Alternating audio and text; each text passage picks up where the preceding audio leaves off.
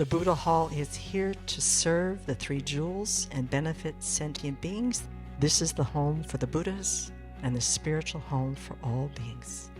Yesterday, on Lunar New Year, the building inspector came out and we passed. Yay! So that means we have occupancy, that we can use the hall. And now, as soon as our winter retreat is over, which is at the very beginning of March, then everybody can come. We can all use the Buddha Hall together, which will be nice. So good news for the new year, isn't it? At around 10:30 or 11 at night, a fire engine drove up the hill. And no, the Buddha Hall wasn't on fire. A pipe had burst and water had come down. And now there's professionals there who are assessing the kind of damage and what needs to be done. But for sure, when things get done, we will have a beautiful Buddha Hall. So it'll all get fixed up, and then we will invite all of you to come and practice the Dharma with us there. And many of you were here when the Tibetan Geshe Gendun blessed the building in May, and most of the ceremony was in the dining room. But we are going to celebrate and bless anyway. In fact, we will be doing our blessing while they are still restoring the Buddha Hall. They will be installing the carpet in the main hall today. We will do a procession past the insulation and past the carpet rolls so that we can bless them as we go by. We'll do a procession then to the Buddha Hall with everyone taking offerings, or the monastics carrying arhats who will find their home, their final home, in the posada room. We'll now invite some wisdom from Geshe Gendun Samdak. He and Venerable Chödrön have been friends for decades.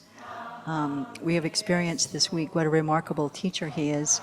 And so, from personal point of view, I feel that having established this Buddha Hall is significant because it becomes a peace zone, and also whoever comes in to practice in the Buddha Hall is also sustaining the peace.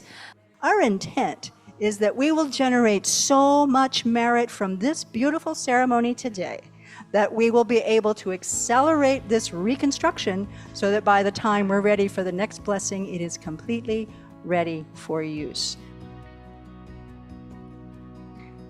And when circumambulating the Buddha Hall, you can think about the relics inside along with all the other holy objects, the statues, the tankas, and so on. Doing virtuous actions like that in relation to relics and other holy objects creates a lot of merit, which we need. We need merit.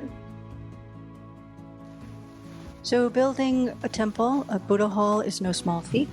17,000 square feet of a Buddha Hall.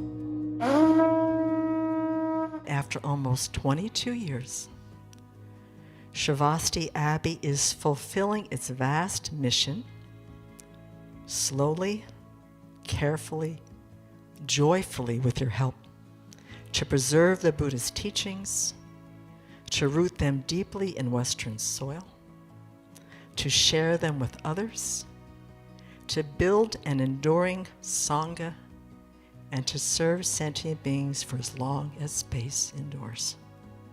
I won't be able to do the final part until the hall is finished. The statue has been a long time coming. Because I came here 3 years ago, but actually I was working on it before that. At 9 o'clock in the morning, Venerable Tarpa and I were meeting, and Venerable Damcho, we were meeting with Peter. We didn't talk about the plan. It just went into action immediately. And so everyone was rounded up. You were very joyful and willing to do this. At least 15 people were moving it.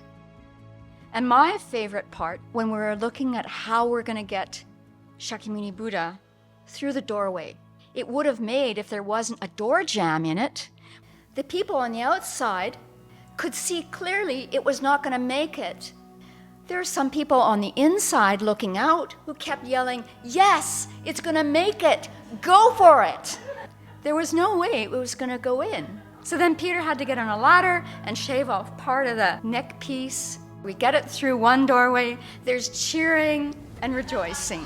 It was just wonderful. We get it through the second doorway, cheering and rejoicing. It was wonderful.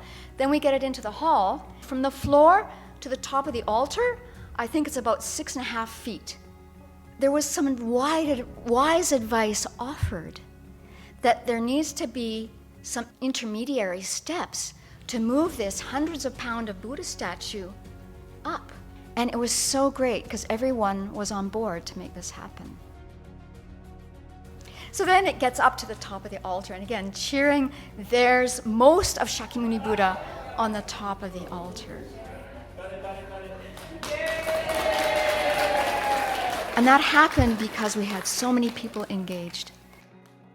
You know, the filling is really important. It's the most important part of any statue, actually. It's not the aesthetics, it's what goes inside, and the prayers and the ceremonies, the community involvement afterwards that builds the statue, I believe anyway.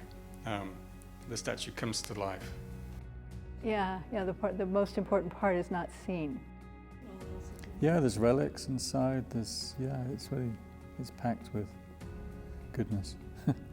So in this statue, the central column going all the way through from the base of the statue through to the crown of the head is just solid, packed with the mantra that you rolled, and with the sokshin, the life tree that's inside, that's got the mantras on the outside, and that's all been blessed, and it is the most important part. It's like the powerhouse of the whole statue, and thanks to the community I was able to get some energy to do it, which is great. And everyone's been helping. I mean, it's just amazing, And it's great that it is a community project when it is such a public statue. We are the representatives that are celebrating the first, not complete actually, as you can see, but the first time that we are having a significant teaching with an extraordinary teacher. I've been inviting him to come here since his previous life, because I met his previous life in 1977. The new one was born. I met Rinpoche when he was 4 years old in Dharamsala. So today I'm so proud that I'm here in Abbey, and seeing this, I didn't imagine like this. It is far much beyond than what I imagined. So I can congratulate you on, all of you, and especially Anila, you, for all this effort. It's so beautiful. And then you have so many wonderful students already here. Sometimes there is a monastery and you build a monastery and you have to look for students. That's difficult. So you already have a good team here. And so I'm very happy.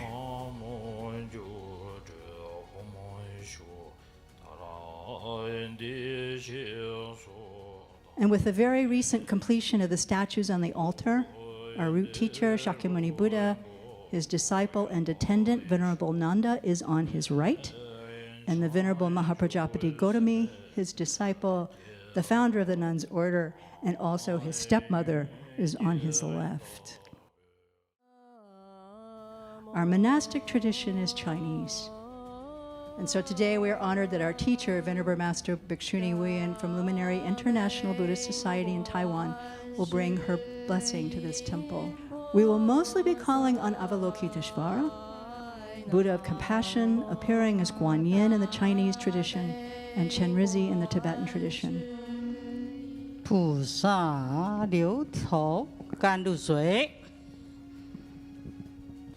So in this Buddha hall, built to be a spiritual home for all sentient beings, we set a motivation for this precious ceremony to support each of us and all beings to fulfill our potential for full awakening.